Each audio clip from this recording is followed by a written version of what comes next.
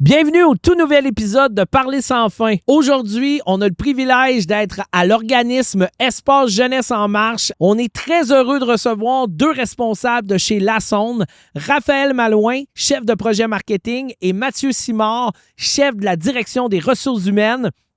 Raphaël, Mathieu, merci beaucoup d'être avec nous aujourd'hui. Vraiment très apprécié de vous être déplacés en organisme. Est-ce que c'est la première fois que vous venez en organisme, outre Moisson Montréal? Vite comme ça, je te dirais que oui. C'est la première fois que je viens vraiment en organisme. Tu sais, j'ai eu la chance, grâce à Moisson Montréal, de rencontrer des organismes dans des événements. Mais sinon, de venir en organisme, première fois. Première Mathieu? fois dans le cadre de mes fonctions aussi. J'ai longtemps travaillé dans le milieu des maisons de jeunes quand j'étais plus jeune, mais dans le cadre de mes fonctions, c'est la première fois aussi, effectivement. Raphaël, on va commencer avec toi. Depuis quelques années, la Sonde contribue à la campagne La fin des vacances en fournissant des collations pour les enfants. Pourquoi c'est une initiative qui est si importante pour la Sonde?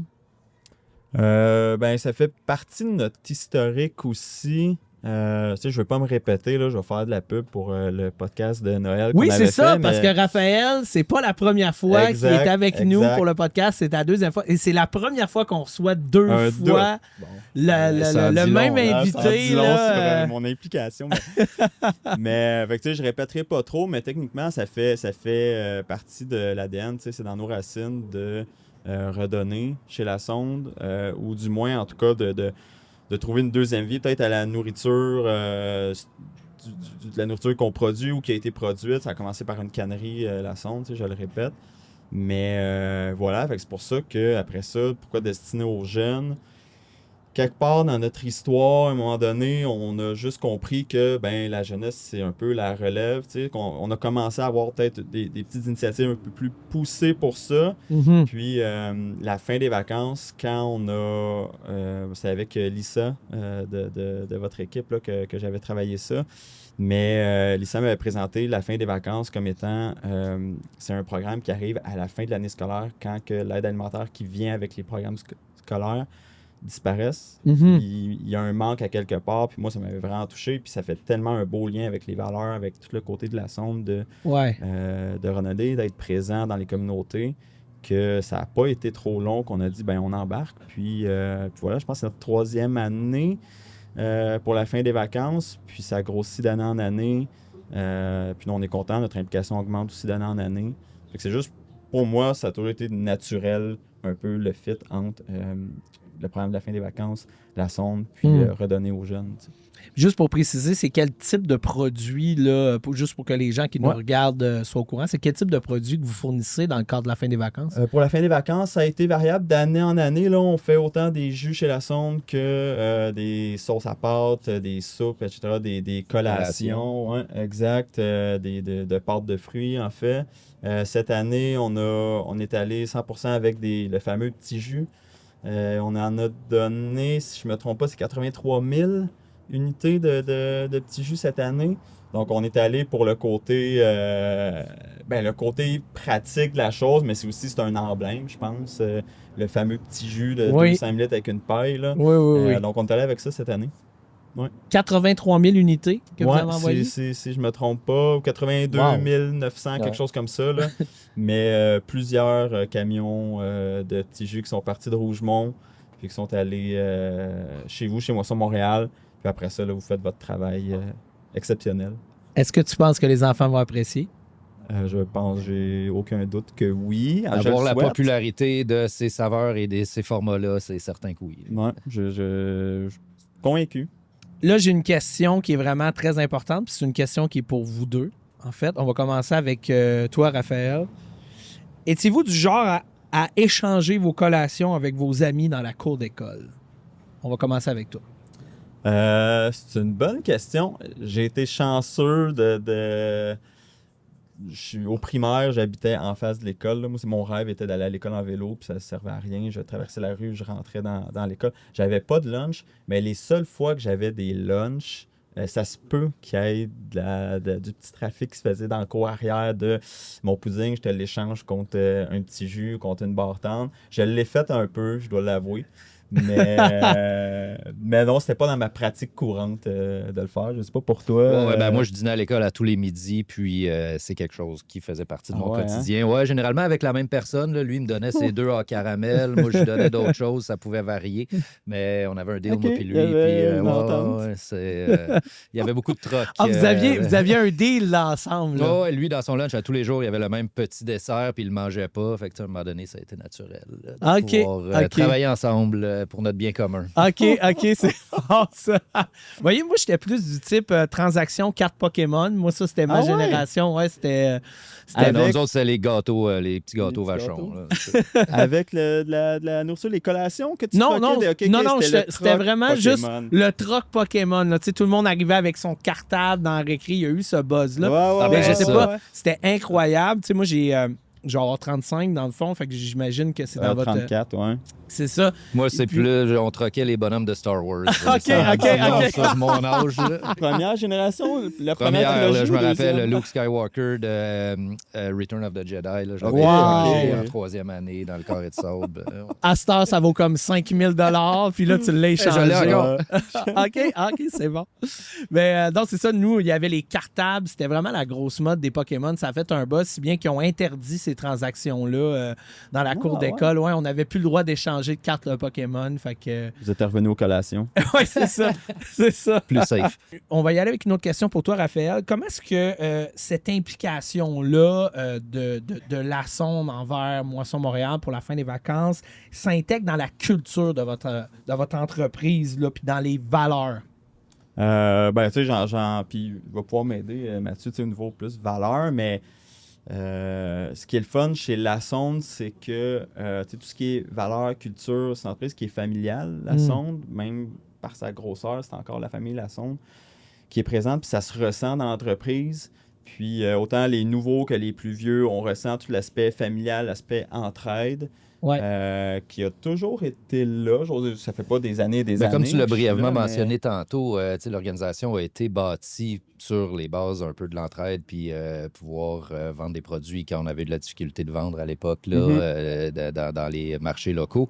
Donc, ça a toujours fait partie de notre ADN. Dans nos valeurs fondamentales, il y a la valeur de la communauté qui est là, qui est immuable, qui a toujours été là, puis qui va toujours rester. On opère là, dans une vingtaine de localisations à travers l'Amérique du Nord, puis pouvoir être présent puis soutenir les communautés locales où est-ce qu'on opère, c'est vraiment important pour la sonde, puis ça l'a toujours été. Exact. J'ai pas grand-chose à rajouter par-dessus ça, mais ce qui est le fun avec un partenaire comme Moisson Montréal, c'est que nous, ayant ces valeurs-là, ce comportement-là, si on veut, vous venez un peu répondre par des programmes vraiment directement, concrètement dans la communauté. Vraiment, l'impact, on le voit, on le sent, on le voit aujourd'hui. Mais on le voit, on le sent, ça fait que ça a toute sa raison d'être. Si tu avais à choisir une collation qui représente bien la sonde, ça serait quoi? C'est ce qui a été fourni ici, c'est le fameux petit jus, le petit jus Oasis, là. Je dirais qu'il est dur à battre. C'est dans la mémoire collective, je pense, des Québécois, là. Mais sans aucun doute, le petit jus. Au-delà du Québec, le petit jus, c'est un format qui est hyper populaire autant aux États-Unis que dans le reste du Canada. Donc, moi, j'abonde dans le sens de Raphaël. Là. C'est vraiment le petit jus 200 ml avec la paille, en carton ou en plastique, dépendamment où est-ce que tu habites, mais avec la paille classique. Pourquoi la sécurité alimentaire? Pourquoi vous avez choisi la sécurité alimentaire? Puis pourquoi c'est si important pour vous? Ça n'a pas été un choix, je dirais. Ça a été naturel. Comme Mathieu l'a dit tantôt, la sonde est née des invendus dans les marchés locaux à l'époque, dans les années 1910. C'est ce qui était plus vendu et plutôt que de le jeter, c'était mis en canne parce que justement, il allait avoir des pertes ou du moins pendant l'hiver, ça allait être difficile d'avoir accès à des fruits et légumes. Justement, c'est dans nos racines, c'est né de ça, la sonde, récupérer la nourriture, donc la sécurité alimentaire. C'est pour ça que je dis que c'est pas un choix, ça s'est imposé par soi-même. Puis quand on a commencé à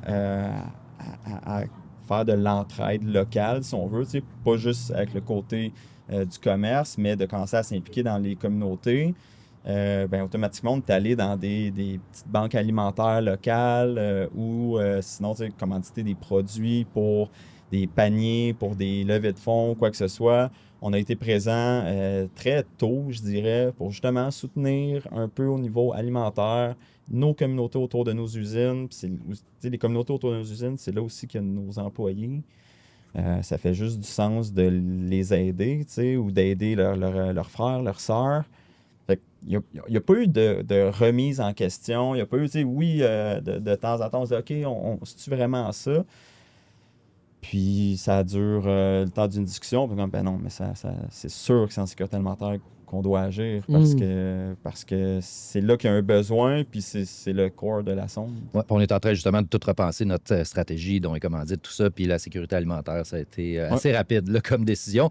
Puis aussi, quand il arrive des événements comme l'année passée en Caroline du Nord, il y a eu des ouragans quand même assez majeurs. Ouais. Ça a toujours été un réflexe pour nous aussi d'envoyer des produits, travailler avec les Croix-Rouges locales justement pour s'assurer que la population manquait de rien, que ce soit nos employés, mais aussi les citoyens là, des communautés.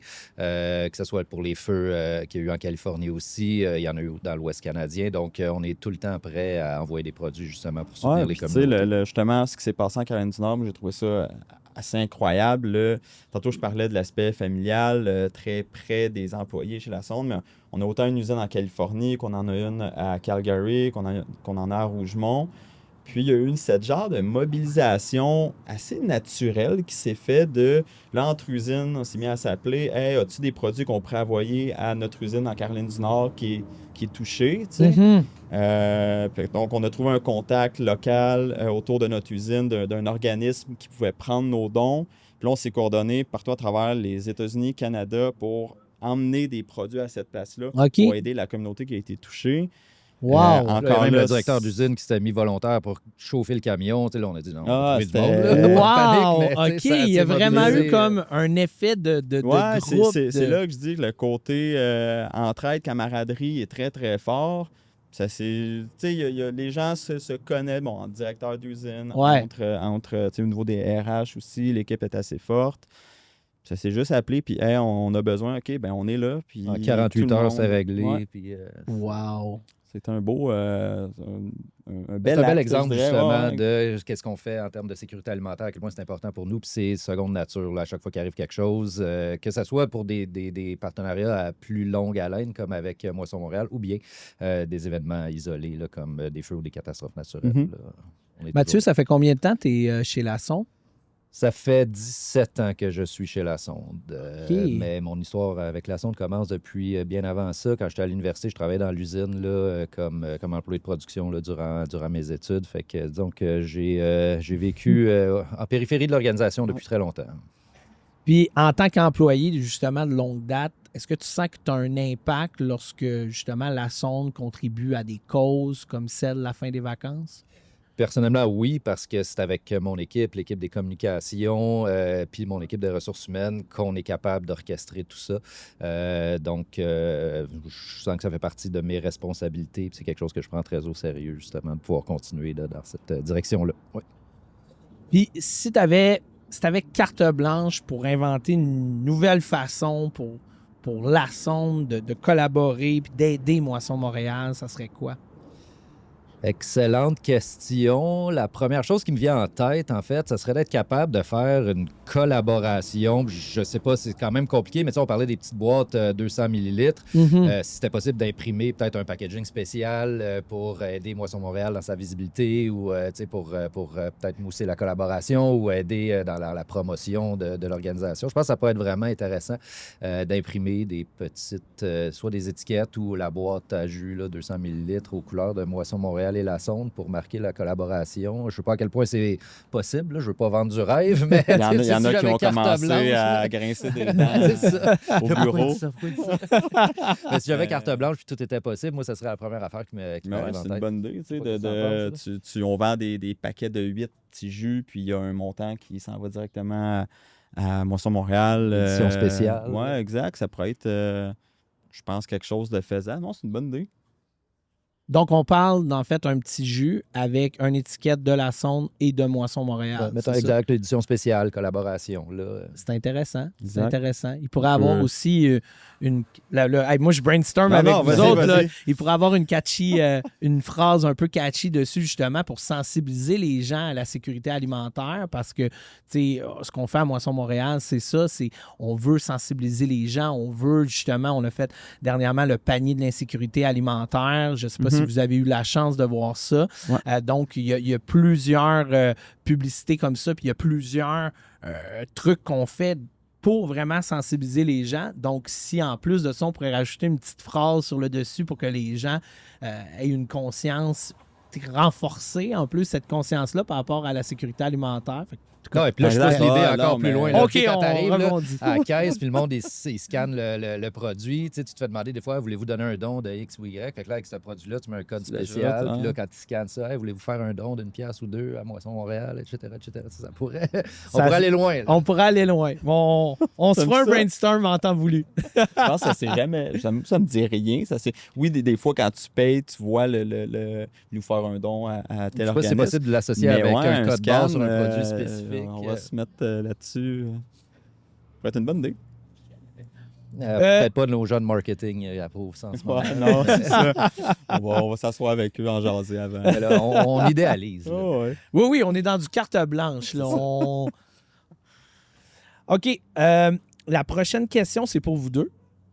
On va commencer avec toi, Raphaël. Si tu pouvais livrer toi-même les collations cet été pour la fin des vacances aux organismes, tu le ferais comment?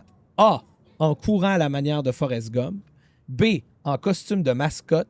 C, via une parade dans un char allégorique. Char allégorique. Sans Hey, tu me hésiter. piques mon idée. Ah non, mais c'est incroyable, là. Pourquoi le char allégorique? Je sais pas. Moi, j'ai le souvenir des chars allégoriques qui lancent des bonbons. Je trouve ça incroyable. Tu peux l'habiller comme tu veux.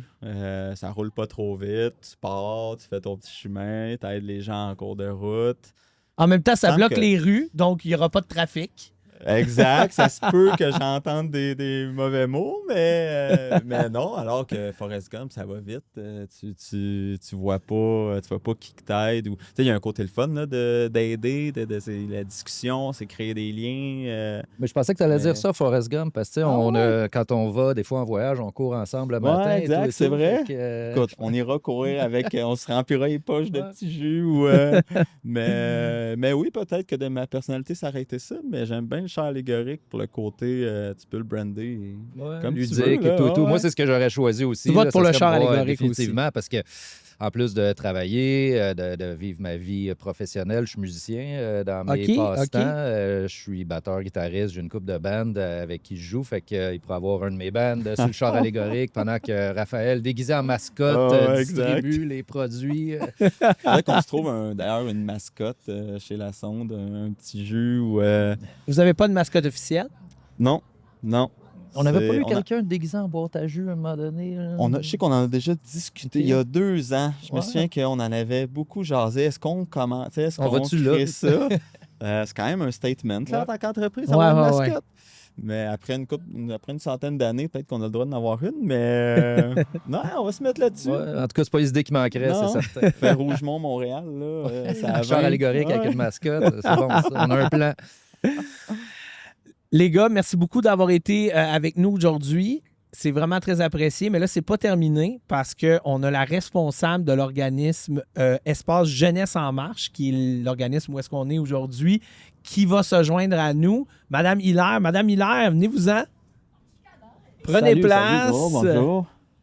Vous pouvez... Je te laisse le micro. Merci beaucoup.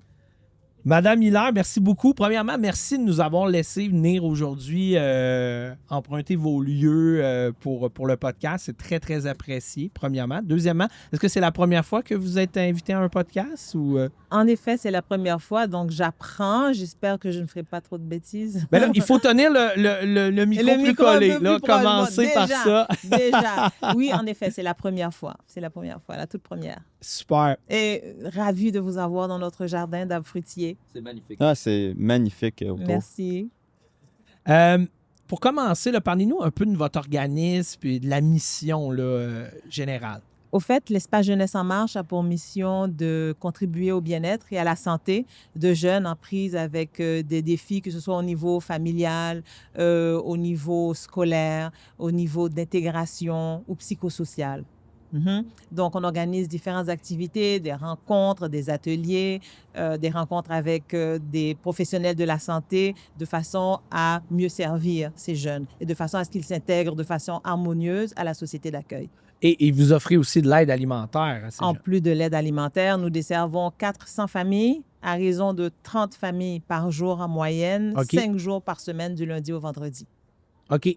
Puis comment ça fonctionne pour l'aide alimentaire? Les gens, ils viennent ici, ils choisissent qu'est-ce qu'ils veulent. Comment ça fonctionne? Au fait, ils sont référés autant par le CLSC, les organismes de quartier, bouche à oreille également.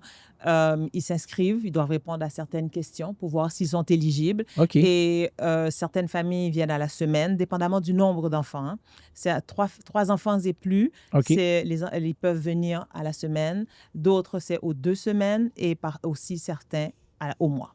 Puis c'est quoi le pourcentage environ là, de la nourriture que vous recevez ici qui provient de Moisson Montréal? Entre 65 et 70 %. C'est énorme. Wow. C'est énorme. Sans Moisson Montréal, le centre ne pourrait pas continuer. Puis, qui sont les personnes là, qui viennent chercher de l'aide chez vous? Peut-être nous parler un petit peu de vos bénéficiaires. Principalement des personnes issues des communautés culturelles. Nous avons des Bengalis, des personnes d'origine haïtienne, des personnes d'origine africaine aussi, sri-lankaises. C'est un melting pot. C'est différent. On a peut-être une quinzaine d'ethnies différentes qui viennent, qui reçoivent l'aide alimentaire. Des personnes aussi d'origine maghrébine. Ce sont des gens, des familles avec environ 3 enfants. Pour la majorité, beaucoup de nouveaux arrivants. Je pourrais dire que environ 60% à 70% des bénéficiaires sont des nouveaux arrivants. Nouveaux arrivants, c'est-à-dire entre 1 an à 5 ans qui sont arrivés au pays. Et on en parlait l'autre fois lorsqu'on était hors caméra, qu'on est venu visiter les lieux et tout ça. Vous disiez que c'était des gens qui avaient eu des histoires difficiles. Là. C'est pas toujours évident là, pour eux. Là. Extrêmement difficile. C'est-à-dire qu'on a un service d'écoute également qui est très important parce que les gens ont vécu des situations inimaginables et c'est pas un nombre minime, c'est une majorité. C'est inacceptable. C'est inacceptable. Ces gens vivent des situations extrêmement difficiles et on organise des activités, une rencontre, des ateliers de façon à ce qu'ils se sentent beaucoup mieux, qu'ils se sentent accueillis et qu'ils se sentent aussi aimés. D'ailleurs, il n'y a pas de file d'attente à l'organisme. Okay. Les gens prennent un rendez-vous de façon à ce qu'ils n'attendent pas au soleil, au froid, sous la pluie. Donc, après rendez-vous, ils peuvent venir récupérer leur panier alimentaire. Qu'est-ce que concrètement les collations envoyées là, dans le cadre de la campagne La fin des vacances changent concrètement pour vos bénéficiaires ici? Au fait, c'est 700 000 collations, plus de 10 000 enfants. Donc, c'est énorme, c'est monumental. On s'imagine qu'avec la fin scolaire, la fin des activités scolaires, que le problème de la sécurité alimentaire prend fin. Au contraire, les enfants l'été dépensent beaucoup d'énergie. Ils sont à la maison, donc consomment énormément. C'est un poids alimentaire qu'on enlève aux parents et c'est aussi la continuité de nos activités de sécurité alimentaire qui doivent continuer parce que la fin ne prend pas à la fin des activités scolaires, encore une fois, elle persiste, elle continue. Donc, sans ce soutien, beaucoup de parents auraient des difficultés. Et encore une fois, ce sont des collations santé, c'est ce qu'on apprécie. Madame Hilaire, ça a été un plaisir de Merci vous avoir avec vous. nous. Merci beaucoup, Mathieu, Raphaël. Merci d'avoir été là. C'est très, très, très apprécié. Mais c'est pas fini. Ah non? Non, on a une petite surprise. Merci de tout cœur pour votre aide, pour votre support. Ce sont ces enfants qui profitent de l'aide alimentaire et on ne sait pas comment vous remercier. Sauf qu'on a trouvé un petit quelque chose. Si vous permettez, je vais aller chercher. Oui, allez-y. Allez-y. Merci. Ouais. Moi, tout ce que je peux dire, c'est en entendant ça, à quel point ça me rend fier de ce qu'on peut faire justement pour aider toutes les communautés qui ont besoin. Donc, c'est vraiment... Ça rend ça concret là, de pouvoir entendre des témoignages comme ça sur ce qu'on fait et comment on peut aider. Là. Non, des fois, oh mon Dieu. Ah, bien! Wow! De tous les organismes qui reçoivent l'aide, le support des collations de la fin des vacances. Merci mille, merci. Mon Dieu, c'est pour vous. tellement gentil. Ouais, c'est très gentil, Je merci. ne m'attendais pas à ça. Merci Non. beaucoup. C'est vraiment, vraiment génial. Non. Mais il est quand même substantiel, effectivement. Il est pesant. C'est pas du petit gâteau. Wow. Mais comme Bon, je disais, fait que- ça me fait vraiment plaisir. Puis justement, d'entendre ton témoignage, puis dire ce que tu disais là, à propos de l'aide, puis ce que ça représente pour toutes ces familles-là, ben ça fait ça rend les efforts qu'on met de l'avant concrets, justement. Puis on est très fiers Exact. de Tu sais, pouvoir voir des fois, on voit pas la détresse. Tu te prends sur la rue, tu la vois pas nécessairement, mais elle existe. Puis je pense que tant qu'on va pas s'impliquer, on prend pas le petit effort d'aller voir, d'aller écouter. Sinon, des podcasts comme ça, où on prend pas tant connaissance de la détresse, mais il y en a une. Puis le témoignage que vous avez servi, tu sais, ça l'ouvre les yeux. Puis chaque geste est tellement important. En tout cas, moi aussi, tu sais, pour la sonde, je suis fier au niveau de l'impact qu'on peut avoir de cette façon-là parce que, encore une fois, elle est présente. C'est de se mentir de dire qu'il n'y en a pas. Puis ce que vous avez servi, c'était incroyable. C'est poignant. Merci. Merci beaucoup encore une fois. Évidemment, vous ne partez pas tout de suite. On a un gâteau à manger. Mais merci, ça a été un plaisir. Merci à toi. Merci beaucoup, Kevin.